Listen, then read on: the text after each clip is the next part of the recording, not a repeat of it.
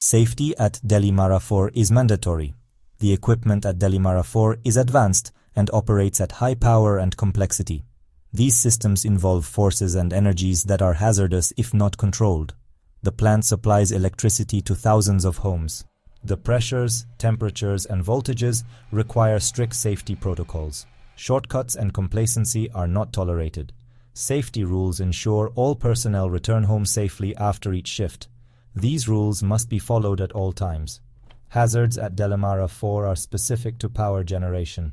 Risks include more than minor injuries. System dangers are inherent and require specialized controls.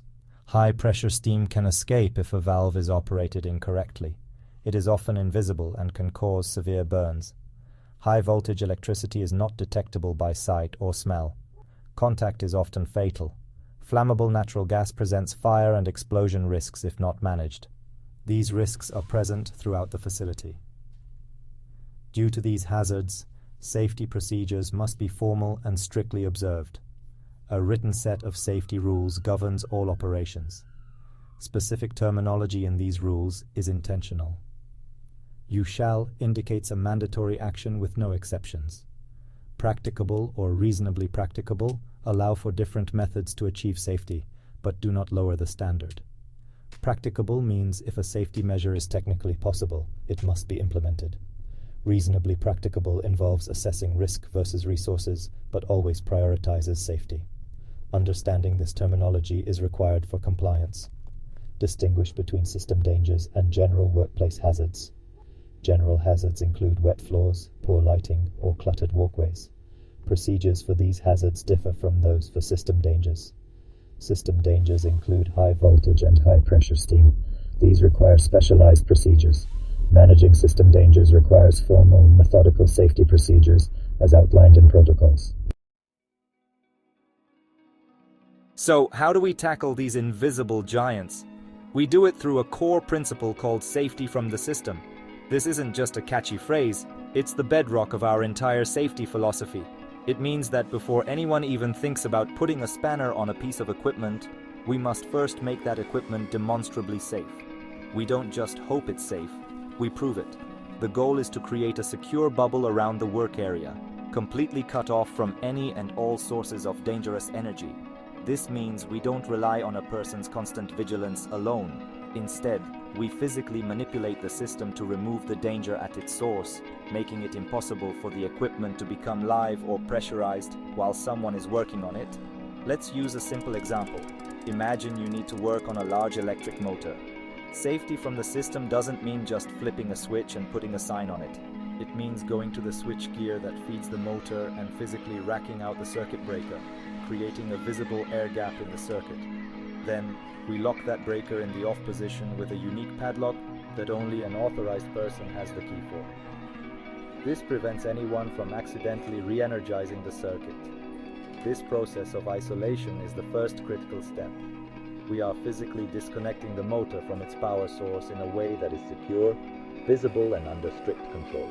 It's about creating a physical barrier, not just a procedural one. But what if there's stored energy? A disconnected cable can still hold a dangerous electrical charge, much like a camera flash capacitor. That's where the next step comes in: earthing. After isolating the motor, we connect the electrical conductors to the ground using special earthing equipment. This ensures that any residual charge is safely dissipated, and that the circuit cannot become live if it's accidentally re-energized from another source.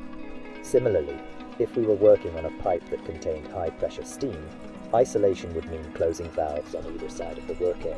But we'd also have to perform venting, opening a drain valve between the closed valves to safely release any trapped pressure. Only when the pressure gauge reads 0 is it safe to proceed. This is the essence of safety from the system. A deliberate, multi-step process to eliminate every potential source of harm. For high-voltage systems, it's about isolation and earthing. For pressure systems, it's about isolation and venting. For systems with mechanical moving parts, it's about isolation and immobilization. In every case, we are not just switching something off. We are creating a series of physical locks and barriers that make the system inert. This methodical process ensures that the work area is truly dead, depressurized, and de-energized. allowing our teams to perform their tasks without the threat of the system unexpectedly coming back to life. It's about engineering safety into the job before it even begins. To ensure safety from the system is applied consistently and correctly every single time, we follow a strict 5-stage process for any work on plant equipment. Think of these as the 5 commandments of safe work. They are non-negotiable. The first stage is identification. This sounds simple, but it's vital. The authorized person responsible for the job must go to the work site with the person in charge of the work and unequivocally identify the exact piece of equipment. Pointing from a distance isn't good enough. They will physically touch it, check its identification label, and confirm it against plant diagrams. This prevents a catastrophic mix-up where the wrong pump or valve is worked on, leaving the intended one still live and dangerous. Once the plant is correctly identified, the second stage is isolation. The authorized person goes to the relevant switchgear or valve stations and disconnects the equipment from all sources of energy. As we've discussed, this means racking out circuit breakers for electrical systems or closing and locking specific valves for mechanical systems. Every isolation point is secured with a safety padlock, to which only the authorized person has the key. A caution notice is then attached at these isolation points, warning others not to interfere with them. This creates a secure boundary that cannot be breached accidentally. It's a deliberate and documented action that forms the first layer of physical protection. The third stage is to lock off and post notices. After an isolation is performed, it must be secured. The authorized person applies a personal safety lock to the isolating device, the switch, the valve handle, and so on, to prevent it from being operated. A caution: do not operate notice is attached directly to the lock. Then, a main notice, the safety document, is posted at the point of work itself. This document clearly states what is being worked on and what safety measures are in place. This combination of locks and notices provides both a physical barrier and a clear visual warning system, ensuring everyone in the vicinity understands that the equipment is under a formal safety procedure and must not be touched. The fourth, and arguably most critical stage, is to prove dead or devoid of hazard. This is our moment of truth. For an electrical system, even after isolation, the authorized person must use a tested and approved voltage indicator to physically test the conductors and prove there is zero voltage present. For a pressure system, they must check a calibrated pressure gauge to confirm it reads zero. This isn't about trusting the isolation, it's about verifying it. It's the final proof that the system is inert before any work begins. For electrical systems, this is immediately followed by earthing, where the conductors are connected to the main earthing system, providing a final fail-safe layer of protection. Only after these 5 stages are complete is the equipment considered safe to work on. This robust safety system doesn't run itself. It relies on a team of trained and authorized individuals, each with a specific and crucial role. At the top of the operational chain is the control person, usually the shift manager in the central control room. They have the ultimate overview of the entire plant and are responsible for authorizing the release of any equipment for work. Below them is the senior authorized person, an experienced engineer who has been assessed and authorized to be responsible for the safety of a major part of the system. They are the ones who can issue and cancel the key safety documents. The authorized person works under the SAP and is authorized to carry out the practical steps of isolation and earthing and directly supervise the work. Working under the direction of the AP, we have the competent person. This is the skilled technician or engineer, the person with the spanners, who is carrying out the actual maintenance or repair job. They are deemed competent because they have the technical knowledge and skill to do the job itself, but they rely on the AP to provide them with a safe system of work.